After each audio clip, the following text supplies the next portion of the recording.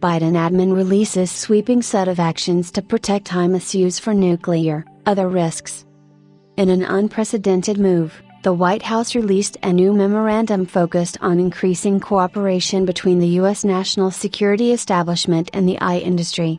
Multiple administrations, from the Trump to the Biden administration, have been focused on the growing threat to U.S. national security interests, particularly threats from hostile state and non-state actors seeking to gain an undue advantage in high-tech industries such as semiconductor fabrication by seeking access to proprietary information or technology.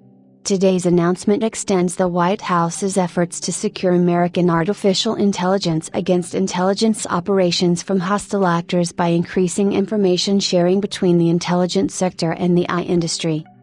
U.S. designates AI as top-tier intelligence priority in sweeping White House memorandum. The latest memorandum from the White House covers policy objectives to enhance U.S. AI leadership through talent acquisition, leverage AI to protect American national security, and develop a global AI use policy.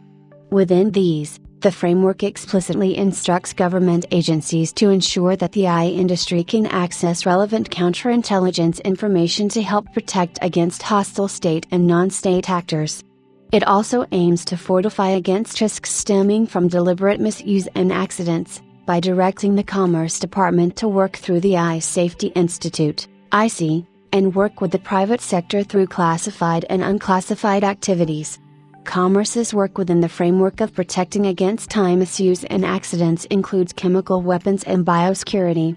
Through this, the department will establish an enduring capability to lead voluntary unclassified pre-deployment safety testing of front AI models on behalf of the United States government, to protect against unidentified risks that might cover chemical, biosecurity and cybersecurity misuse.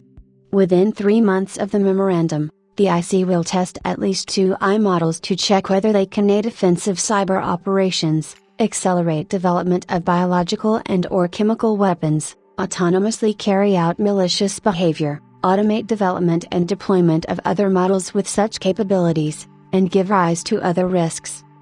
The nuclear aspect of safeguarding against the misuse of AI will be overseen by the Department of Energy, which will work through the National Nuclear Security Administration, NNSA.